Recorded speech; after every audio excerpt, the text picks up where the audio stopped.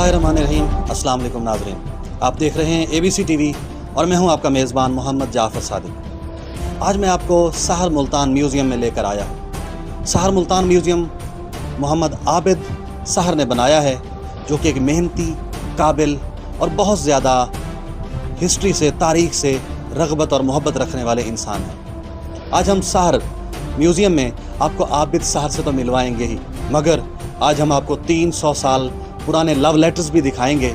इसके साथ टका टोकरी होने के लिए टके भी दिखाएंगे और चुल्लू भर पानी में डूबने के लिए चुल्लू भी दिखाएंगे। इसी तरह आपने अक्सर सुना होगा कि हर शेर के लिए सवा शेर मौजूद है। आज हम आपकी मुलाकात शेर से भी करवाएंगे।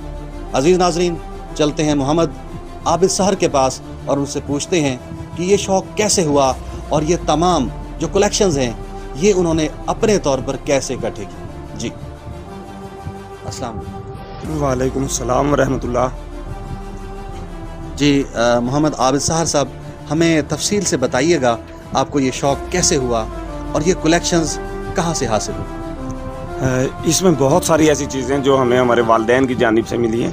मेरे वालिद साहब बहुत सारी अपने इस्तेमाल की जाने वाली चीज़ें और अपने आबा की निशानियों को अपने साथ रखा करते थे।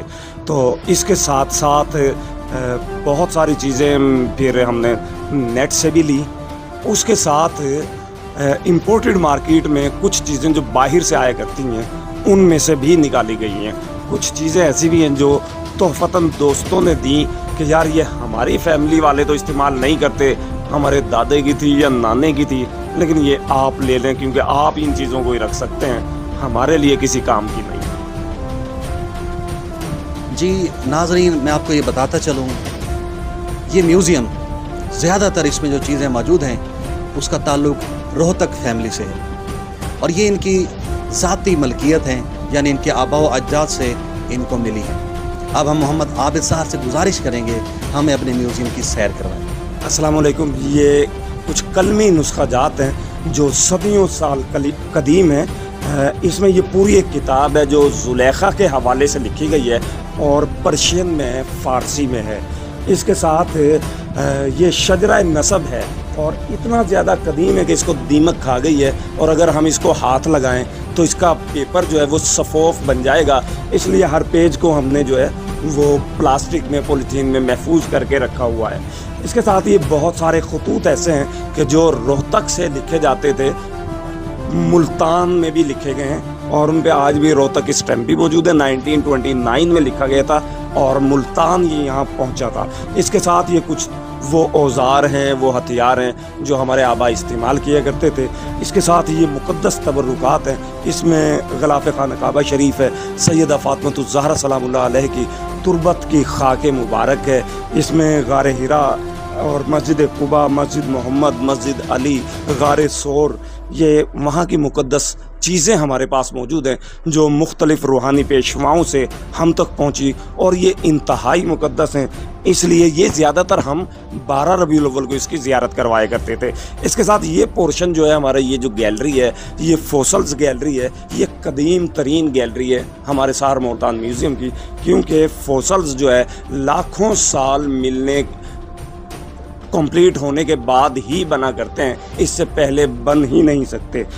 इसमें बहुत सारी ऐसी चीज़ें हैं जो पत्थर में कन्वर्ट हो गई हैं। शार्क के टीथ हैं, दांत हैं, मुख्तलिफ पत्थर हैं, इनमें जो नबातात की बाक़ियात आ गई हैं, कुछ जानदारों की बाक़ियात इसमें मौजूद हैं। इसके साथ ये लैंप है जो इतना बड़ा जो हमें दिखाई दे रहा है, इसका ये पोर्शन, ये हिस्सा, ये सींग है और ये शुरू का सबसे पहला ये कैमरा है और इसका जो स्टैंड है ये भी उसी टाइम पीरियड का है, लकड़ी के साथ बनाया गया है, हाथ के साथ हैंडमेड बनाया गया है।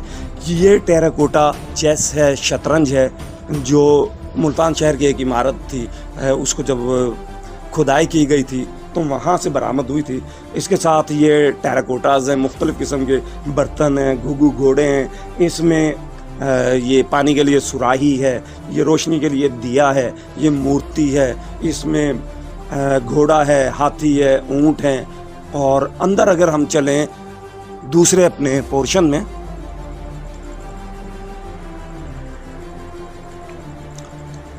तो यहाँ चूँकि रोहतक फैमिली से हम बिलोंग करते हैं और ख़ानदान रोहतक जो महाजरीन रोहतक थे, ये हरबी एक्टिविटीज़ में बहुत ज़्यादा इन्वॉल्व हुआ करते थे और अपने बच्चों को हरबी एक्टिविटीज़ में मुलव्विस किया करते थे। शुरू में वो लाठी के साथ खेलना सिखाते थे। गतका जिसके साथ मैंने अपने वालिद के साथ खेला, ये हमारे पास आज तक महफूज हैं। वो लाठियाँ जो रोहतक से लेकर काफ़िला यहाँ चला था, और इनकी निशानियाँ ये हैं कि ये हर लाठी के ऊपर दोनों साइडों पे पीतल चढ़ा हुआ है, दरमियान में लोहा है, और तकरीबन रोहतक फैमिली के हर घर में ये मौजूद हुआ करती हैं। इस तरह से ये तलवारें हैं जो जब गतके में एक्सपर्ट हो जाते थे बच्चे, तो फिर उनको शमशीर जनी की तरफ लाया जाता था। ये मुख्तलिफ टाइम पीरियड के लॉक्स हैं, और इसमें ये लॉक ये डबल कीज़ है, यानी अगर दोनों चाबियाँ बैक वक्त इसको यूटिलाइज़ करेंगे तो ये लॉक और अनलॉक होगा, वरना नहीं होगा। इसके साथ अगर तेज़ी के साथ मैं आगे चलूँ तो ये मुख्तलिफ़ शहंशाहों और रियासतों के सिक्के हैं जो चांदी और कॉपर में हैं ख़ास तौर पर, और इसमें शेर शाह सूरी, इस्लाम शाह सूरी, जलालुद्दीन मोहम्मद अकबर है, अवाइल के हैं बहुत बड़ी तादाद में, ये हमारे पास मौजूद है।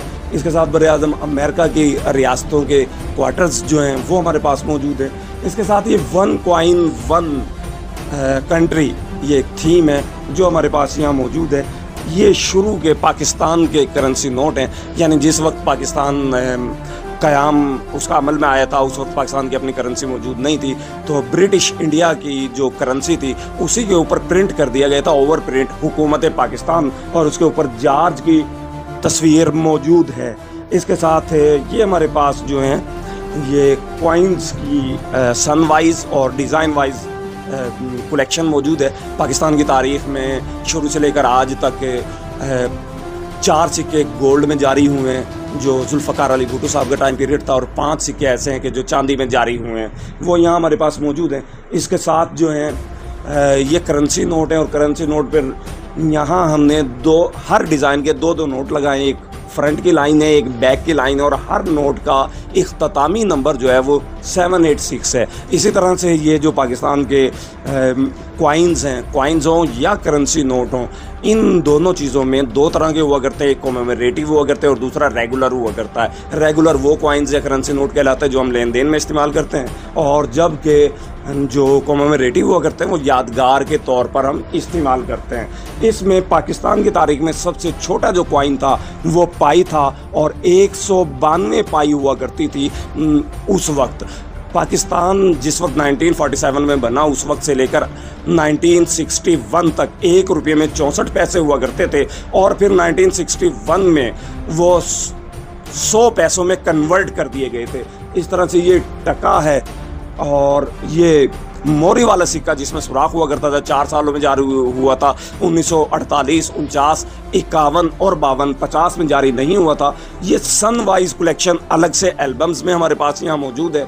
इसके साथ ये मेडल्स हैं जो मुख्तलिफ अफराद को नवाजे जाते रहे। डाक टिकट्स मौजूद हैं। डाक टिकट्स में सबसे छोटी जो डाक टिकट पाकिस्तान की तारीख में जारी हुई है वो 3 पाई की जारी हुई है, और सबसे ज़्यादा जो जारी हुई है वो 75 रुपीज़ है। इसके साथ इस पोर्शन में हमने यहाँ स्टूडेंट्स को और आने वाले विजिटर्स को वज़न को समझने के लिए सेर, किलोग्राम, पाउंड, औंस, इनकी तमाम वैरायटी रखी हुई है। 1 किलोग्राम में यकीनन 1000 ग्राम हुआ करते हैं, जबकि एक सेर में 933.12 ग्राम हुआ करते हैं, यानी तकरीबन किलो से सेर 7% के करीब कम हुआ करता है वज़न में।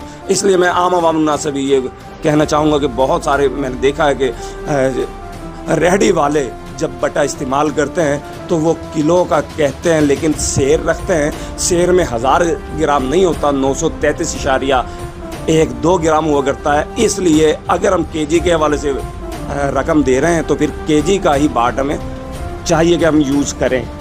और इस पोर्शन में जो है ये जंगली जानवरों के सींगों की वैरायटी है। इसके साथ ये हाथी दांत के आर्टिकल्स मौजूद हैं।